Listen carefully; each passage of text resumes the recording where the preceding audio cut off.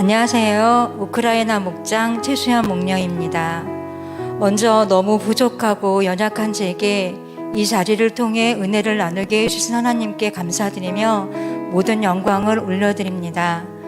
저는 목녀로 섬기면서 평신도 세미나나 일일 특강 등 이런 시간들을 통해서 많은 도전과 은혜를 받았었습니다. 그런 세미나들을 경험하면서 우리 교회에서도 평신도 세미나를 개최할 수 있기를 소망했었고, 내가 받았던 은혜와 위로들을 다른 목자 목녀님들께 흘려보낼 수 있었으면 좋겠다는 생각을 했었습니다. 작년 평신도 세미나를 통해서 부족했지만 저희 가정을 내어드리며 하나님께서 예비해 주신 은혜들을 경험했었고, 천사분들과 깊은 사랑을 나눌 수 있었음에 너무 감사했기에 이번 평신도 세미나에도 기쁜 마음으로 천사 섬김이로 신청을 하게 되었습니다. 작년과 달리 이번엔 모든 것이 비대면이라는 말씀을 듣고 이런 상황 속에서 신청하는 분들이 있을까? 천사분들께 섬김과 사랑을 전하는 일이 가능할까? 이런 생각이 들었지만 많은 기도 속에서 하나님께서는 우리에게 예비해 주신 천사분들을 보내주셨고 감사함으로 평신도 세미나를 준비할 수 있었습니다. 처음 귀한 두 천사분을 배정받고 기도 제목을 묻는 전화 한 통에 두 천사분들은 아주 깊은 기도 제목을 나눠주셨고, 그 기도 제목을 듣고만 있어도 얼마나 그동안 힘드셨는지를 느낄 수 있었습니다. 교제와 간식을 들고 첫 번째 천사님을 만들어 갔을 때 목장 식구들에게는 나눌 수 없었다며 자신의 상처 많은 삶의 이야기와 목자를 하면서 속상하고 답답했던 이야기들을 장장 4시간 동안 쏟아 놓으셨습니다. 겪어보지 않으면 자신의 괴로움을 모를 거라고 말씀하셨는데, 너무도 감사하게도 저희 가정도 목장 사역을 하며 겪었던 일들이라 가슴 깊이 공감하며 들어드릴 수 있었고 그것에 굉장히 고마워하셨습니다. 목장 사역을 하며 겪었던 아픔들이 결코 헛된 것이 아니고 그 아픔을 통해서도 일하시는 하나님을 느끼는 순간이었습니다. 두 번째 천사님도 마찬가지로 자신이 힘들게 살아온 이야기와 처음 목자를 하면서 감당해야 하는 어려움, 코로나로 인한 경제적인 어려움 등 많은 부분을 나눠주셨고, 우리 부부는 그 이야기를 들으며 너무 마음이 아팠습니다. 두 분 다 상처가 참 많으시더라고요. 천사분들의 가슴 절절한 이야기를 들으며 저희 부부는 너무나도 마음이 안타까웠고, 천사분들의 지친 마음을 어떻게 하면 조금이라도 위로해 드릴 수 있을지 고민이 되었습니다. 천사분들을 위해 기도하던 중 따뜻한 식사를 대접해 드리면 좋겠다는 생각을 주셨고, 가정 형편상 집을 비울 수 없는 천사분이 계셨기에 저녁 시간에 맞춰 도시락을 싸서 배달해 드리기로 했습니다. 작은 도시락이지만 천사분들을 진심으로 위로해 드릴 수 있게 해달라고, 하나님의 은혜로 맛있게 드실 수 있게 해달라고 기도하며 준비했습니다. 천사분들 가정으로 천복자가 배달해 드리고 저희는 식사도 제대로 하지 못한 채 목자 목녀와의 만남 시간을 위해 만남의 장소로 달려갔습니다.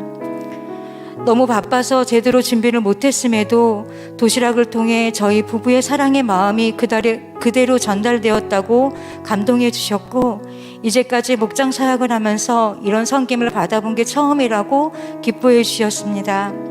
작은 것이지만 하나님께서 아름답게 사용해 주신 것 같아 너무 감사했습니다. 모든 강의, 간증, 줌을 통한 목장 모임, 모든 것이 순조롭게 진행되어 갔습니다. 그런데 평신도 세미나의 꽃인 주일 예배 때 주 천사분들이 참석이 어렵다는 말씀을 전해주셨습니다. 천사분들과 섬겨주신 목자 목녀님들이 함께 모여 기쁨을 나누고 사랑을 나누는 그 자리에 한 분은 건강이 좋지 않으셔서 또 한 분은 아이들로 인해서 참석이 어렵다는 것이었습니다. 서운한 마음을 안고 교회에 도착해 보니 두 분 다 참석하지 못한 가정은 저희 가정뿐이었습니다. 천목자는 너무 서운해하지 말라고 했지만 연약한 저는 마음이 너무 아프고 속상했습니다. 모두 함께 기쁨을 나누는데 저희들만 앉아있는 모습이 너무 슬퍼서 눈물이 났습니다. 목사님께서 설교를 통해 주님께서 우리의 눈물을 닦아주실 것이라고 말씀해 주셨습니다.